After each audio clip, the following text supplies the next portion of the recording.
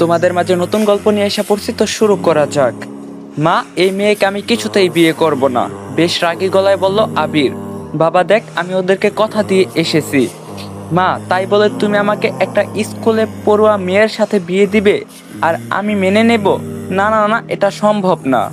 বাবা, মেয়েটা অনেক ভালো, দেখতেও সুন্দরী, ভালো স্টুডেন্ট সুন্দরী বুঝলাম, তাহলে এত তাড়াতাড়ি বিয়ে কেন দিবে? নিশ্চয়ই কোনো সমস্যা আছে। আবির, ধমক দিয়ে বলল ওর মা। সঙ্গে সঙ্গে আবির চুপ হয়ে গেল। ওরা মেয়ের বিয়ে দিতে চাইছিল না। আমার মেয়েটা ভালো লেগেছে, তাই আমি আর তোর বাবা ওদেরকে অনুরোধ করছি। তাই বলে তোমরা আমার মতামত জানার প্রয়োজন বোধ করলে না?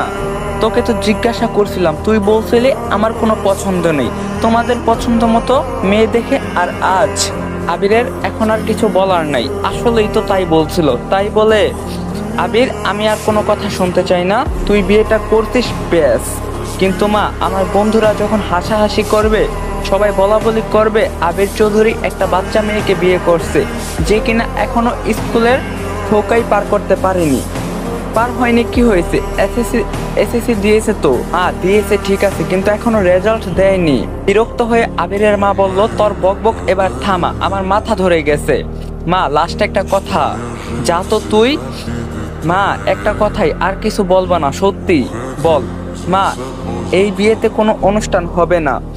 হ্যাঁ, দিলি তো মাথাটা গরম করে, আমার একমাত্র ছেলের বিয়ে আর অনুষ্ঠান হবে না, তোর কথা। মা প্লিজ, এবার না হয় বাদ দাও, পরের বার না হয়। কি বললি তুই? কয়টা বিয়ে করার প্ল্যান তোর? হ্যাঁ মা, শোনো, বন্ধুরা আমাকে নিয়ে হাসাহাসি করবে, তুমি আমার কথা না শুনলে আমি এই বিয়ে করব না বলে দিলাম।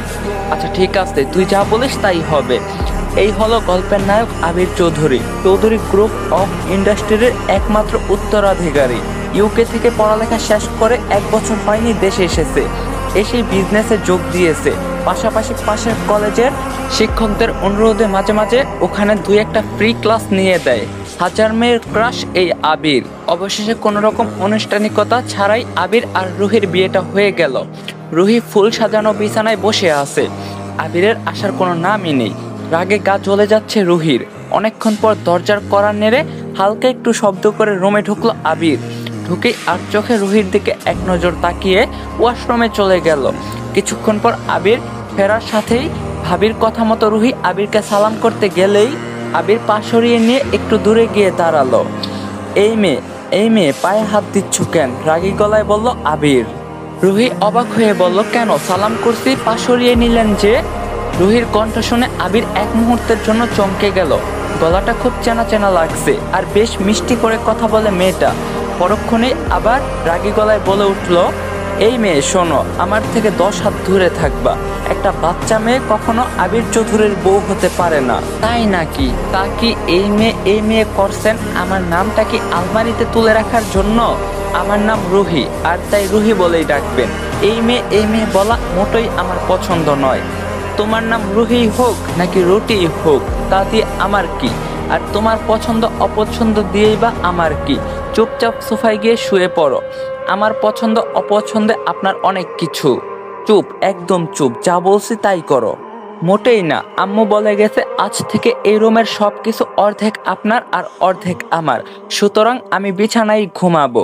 তোমার যদি ক্রিকেটে জ্ঞান থাকে তাহলে তুমি ক্রিকেট থেকে ভালো টাকা আর্ন করতে পারবা। তোমার যদি ফুটবলে ভালো জ্ঞান থাকে তোমরা ফুটবল থেকে ভালো টাকা আর্ন করতে পারবা। এছাড়াও সেখানে অনেক প্রকার গেম আছে যেটা খেলে তোমরা টাকা আর্ন করতে পারবা। এবং আমার প্রোমো কোড ইউজ করে ফার্স্ট ডিপোজিটে 200% বোনাস পেয়ে যাবা। সাথে আছে আইফোন 14 প্রো ম্যাক্স জেতার সুযোগ। সো লিংক থাকবে পিন কমেন্টে। এই মেয়ে আবির চৌধুরীর সাথে তর্ক করবা শাস্তি কত ভয়ানক হতে পারে তুমি কি জানো? আপনার নাম কে জানতে চেয়েছে? আপনি যে আবির চৌধুরী সেটা কি আমি জানতে চেয়েছি, নাকি যেচে পড়ে নিজের নামটা বারবার বলতে গর্ববোধ করেন? তুমি বড্ড বেশি কথা বলো। আজ কিছু বললাম না, এরপর থেকে আর ছাড়বো না, ছাড়া পাবে না। তো আজ আবার মাফ করবেন কেন? আবির চেঁচিয়ে বলল, এত বেশি কথা বলো কেন? বেশি কথা আমি না, আপনি বলেন। How dare you idiot! Arohi চোখ টিপে বলল, ইডিয়ট নয়, আপনার বউ। Shut up. রুহি আবারও আবিরকে সালাম করতে গেলে আবির পা সরিয়ে নিল। এই মেয়ে, কি বলছি শোনো নাই? চুপচাপ দাঁড়ান বলছি, না হলে আমি আপনার আম্মুকে ডেকে আনবো।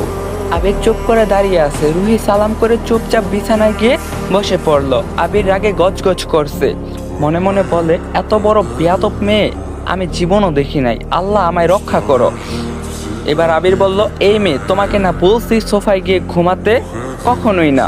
অবশ্যই হ্যাঁ, বললাম তো আমি যাব না। বেয়াদব মেয়ে একটা। আমি বেয়াদব ছিলাম না, আজ হয়েছি। মানে মানে খুব সিম্পল, বেয়াদব মানুষের বউ তো বেয়াদবই হয়, না হলে চলে না। আবিরের এবার ইচ্ছা করছে ঠাটিয়ে কয়েকটা চড় মারতে। অনেক কষ্টে রাগটা কন্ট্রোল করে নিজেই গেল সোফায় ঘুমাতে। তখন রুহি বলল, এই যে শোনেন, বিছানায় এসে ঘুমান। আবির চিল্লিয়ে বলল, আপনি ঘুমান। রুহি বলল, আপনি আসবেন নাকি আমি আব্বুকে ডাকবো? আব্বু পুরোটা উচ্চারণ করতে পারল না রুহি। তার আগে আবির ওর মুখ চেপে ধরলো। আমি আসতাছি তো বলেই বালিশ নিয়ে এসে বিছানায় ঠাস করে শুয়ে পড়লো। দিকে রুহি ওয়াশরুমে ঢুকে পানির ট্যাপ ছেড়ে দিয়ে হা হা করে হাসতে লাগলো। রুহির হাসি কিছুতেই থামছে না। প্রায় 10 মিনিট পর রুহি ওয়াশরুম থেকে বেরোলেই দেখে আবির দরজার সামনে দাঁড়িয়ে আছে, রাগে গজগজ করছে। এই মেয়ে ওয়াশরুমে কতক্ষণ লাগে? রুহি দাঁত কেলিয়ে বলল, কেন, আপনার বুঝি ইমার্জেন্সি ছিল, আগে বলবেন না? এই মেয়ে এত পাজি কেন তুমি? হ্যাঁ। রুহি বলল, এই আপনি কানে শোনেন না? আবির বলল, হোয়াট? রুহি বলল, আমি বললাম আমার নাম রুহি, তারপরও এই মেয়ে বলছেন কেন, শোনেন নাই নাকি? আবির দাঁতে দাঁত চেপে বলল, তুমি একটা বেয়াদব। রুহি বলল, একদম আপনার মতো বলে মুখ ভেঙচে বিছানায় গিয়ে বসে পড়ল। আর আবির বোকার মতো তাকিয়ে আছে রুহির দিকে। আবিরের মুখটা দেখে রুহি হাসতে হাসতে শেষ। আবির বলল, খুব হাসি পাচ্ছে তাই না? রুহি হাসতে হাসতে বলল, আবির এবার আরো রেগে গেছে। ওয়াশরুমে ঢুকে ঠাস করে দরজা লাগিয়ে দিল। তা দেখে রুহি আরো জোরে জোরে হাসতে লাগলো। আবিরের বের হওয়া দেখে হাসি থামিয়ে চুপ করে গেল। আবির বিছানায় গিয়ে শুয়ে পড়তেই রুহি এ করে নেকা কান্না শুরু করে দিল। আবির বিরক্ত হয়ে বলল, আচ্ছা তোমার প্ল্যানটা কি আসলে, বলো তো একটু শুনি। রুহি আগের থেকে আরো জোরে করে কান্না করছে। আবির এবার রুহির মুখ চেপে ধরে, হয়েছেটা কি বলবে, নাকি প্ল্যান করে এসেছো যে আমাকে আজ ঘুমাতে দিবে না? রুহি এবার নেকা কান্না করতে করতে বলল, আপনি এত কিপটা কেন, বড়লোক বুঝি এমনই হয়? আবির অবাক হয়ে বলল, কেন, কি করলাম আবার? রুহি দাঁত কেলিয়ে বলল, ও মা, বাসর ঘরে নতুন বউকে উপহার দিতে হয়, এটাও জানেন না? নাকি টাকা বাঁচানোর জন্য দিবেন না, কোনটা? আবির এবার পুরাই বোকা বনে চলে গেছে। সত্যি তো, ওর আম্মু তো ওকে বলছিল, টাকাও দিয়েছিল, কিন্তু বিয়ে করার ইচ্ছা ছিল না বলেই আবির কিছুই কিনে নাই। আবির মনে মনে বলল, এখন কি হবে, যেমন মেয়ে রে বাবা, ও তো সকাল হতেই সবাইকে জানিয়ে দিবে, আবিরের মান সম্মান পুরোটাই যাবে, তার উপর আবার বাবা মায়ের বকুনি, হে আল্লাহ বাঁচাও আমাকে। রুহি বলল, কি হলো, চুপ করে গেলেন যে? আবির মনে মনে বলল, মানে আমি তখন রুহি বলল, ও বুঝতে পেরেছি, আপনি হিসাব করছেন যে আমাকে কিছু দিলে আপনার আজকের এই একদিনে কত টাকা খরচ হয়ে যাবে। রুহি দাঁত কেলিয়ে বলল, দেখুন আমি আপনার দুঃখটা বুঝতে পারছি, কিন্তু কি করব বলেন, সকালবেলায় তো সবাই দেখতে চাইবে আপনি আমাকে কি দিয়েছেন। আবির রুম থেকে বেরিয়ে ছোট বোন আভার রুমে গিয়ে দরজা নক করলো। আভা সাথে সাথেই দরজা খুললো। দরজা খুলে ভূত দেখার মতো চমকে উঠলো। আভা বলল, ভাইয়া তুই? আবির বলল, এত রাতে তুই এখানে কেন? একটা হেল্প কর না লক্ষ্মী বোন আমার। আভা বলল, কি হয়েছে, কোনো সমস্যা, কি করতে হবে বল।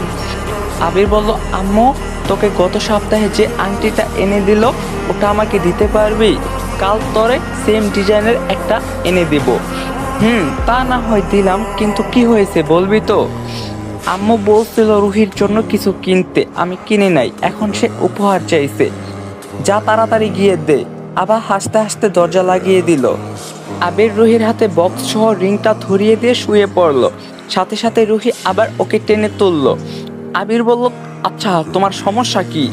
রুহি বলল, এভাবে কেউ রিং উপহার দেয়, তাও আবার নতুন বউকে, ছি। আবির রাগী গলায় বলল, তো কিভাবে দেয় শুনি? পরিয়ে দিতে হয়, নিন আমার হাতে পরিয়ে দিন। আবির জানে এই মেয়ে যা বলছে না করলে বিপদ আছে, তাই চুপচাপ আংটিটা রুহির হাতে পরিয়ে দিল। দেখুন আপনার মনের অবস্থা আমি বুঝতে পারছি।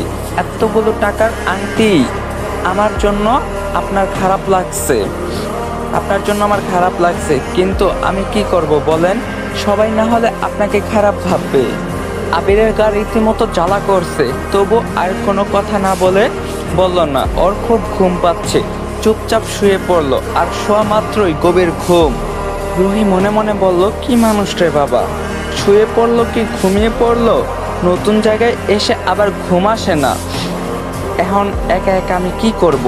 পরক্ষণে আবার কি মনে করে হেসে উঠল, দাঁড়াও সাদা বিলাই, আমাকে রুটি বলো তাই না?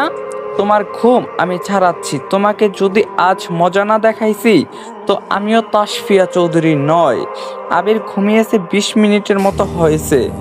রুহি আবারও ওকে ডেকে তুলল।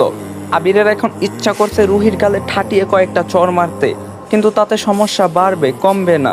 তাই রাগটা হজম করে ঘুম ঘুম চোখে বলল, কি হয়েছে, একটু ঘুমাতে দেবে না নাকি? কি হলো, কথা বলছো না কেন? তখন রুহি বলল, আমার অনেক ক্ষুধা লাগছে, আপনার জন্য সারাদিন কিছু খাওয়া হয়নি, আর রাতেও তেমন কিছু খাওয়া হয়নি, তো আমি কি করব? আমার জন্য খাবার নিয়ে আসেন। তখন আবির বলল, কি বললে? রুহি বলল, আপনি তো আসলেই কানে কম শোনেন, বললাম আমার জন্য খাবার নিয়ে আসেন। আবিরের এবার আর রাগ হলো না। ওর চোখের সব ঘুম যেন রুহির কথা শুনে দৌড়ে পালিয়ে গেল। এবার ও হাসবে নাকি কাঁদবে সেটাই বুঝতে পারছে না। তাই চোখ বড় বড় করে রুহির দিকে তাকিয়ে রইল। কি হইল, শোনেন নাই নাকি আবার বলবো? আবির এখনো রুহির দিকে তাকিয়ে আছে, যদিও অন্ধকারে রুহির মুখটা দেখা যাচ্ছে না। রুহি এবার জোরে চিৎকার দিয়ে বলল, আমার জন্য খাবার নিয়ে আসেন, তাড়াতাড়ি যান। তখন আবির বলল, এই রাতে আমি তোমার জন্য খাবার নিয়ে আসবো, মাথা খারাপ হয়ে গেছে?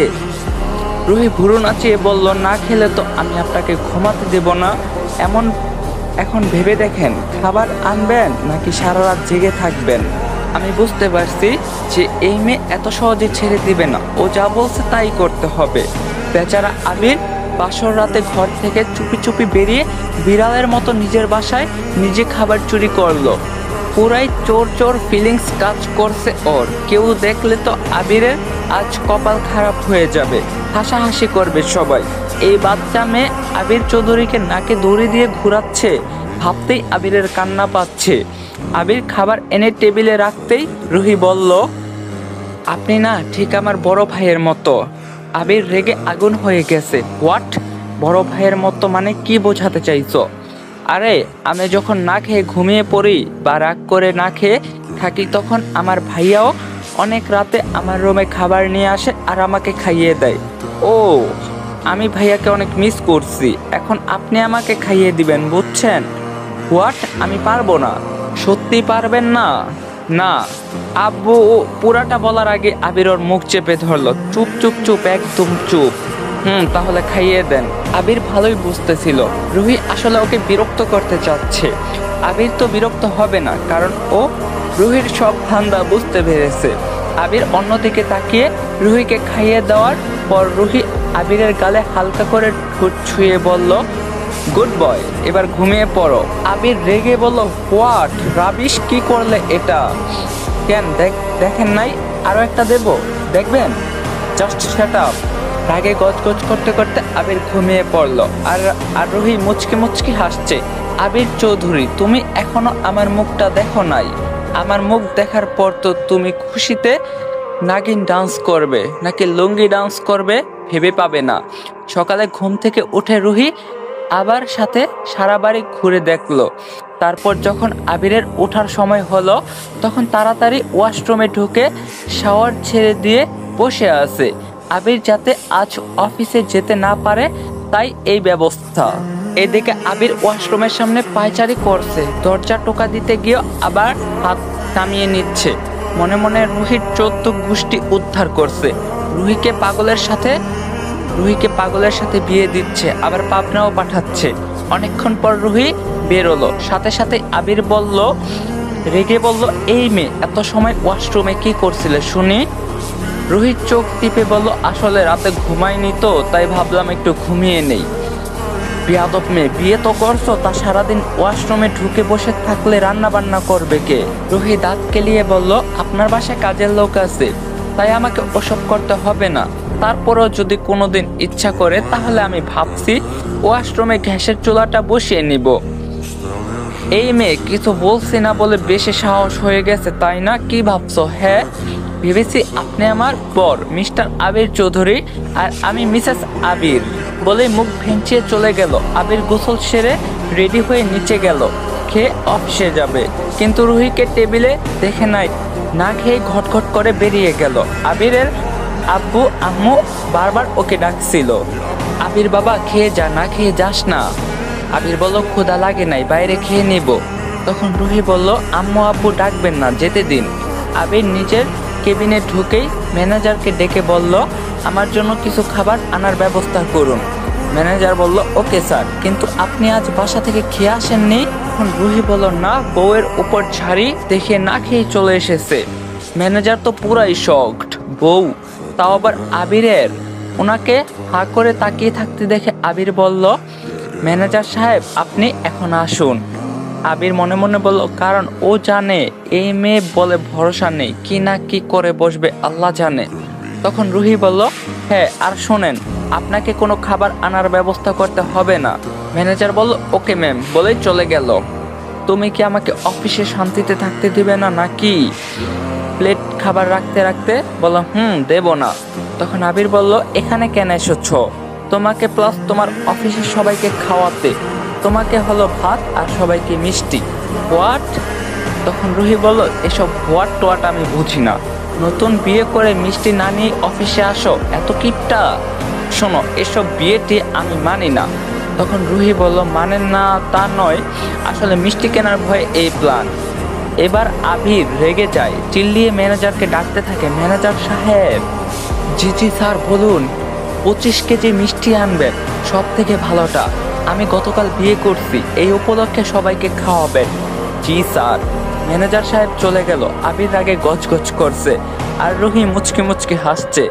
রুহি বলল এটাই তো আমি চেয়েছিলাম আবির চৌধুরী, নাও খাবারগুলো খেয়ে নাও, ঠান্ডা হয়ে যাচ্ছে। হোয়াট? এত সহজে আপনি থেকে তুমিতে নেমে এলে? আমার নাম ধরে ডাকলেও আমি তোমার থেকে 7-8 বছরের বড় হব, ভুলে যেও না। তখন রুহি বলল তোমার আব্বু আর আম্মুর বয়সের ডিফারেন্স তো 10 বছর, তো আম্মু কি আপনি করে বলে? কথা না বলে চুপচাপ খেয়ে নাও। আবির বলল খাবো না। তখন রুহি বলল ও বুঝছি, আমি খাইয়ে না দিলে খাবে না, তাই তো? গাইস, পার্ট 1 আপনাদের কাছে কেমন লাগছে অবভিয়াসলি কমেন্টে বলবেন। পার্ট 2 চান কিনা এটাও কমেন্টে বলবেন। দেখা হবে পার্ট 2 তে। আল্লাহ হাফেজ।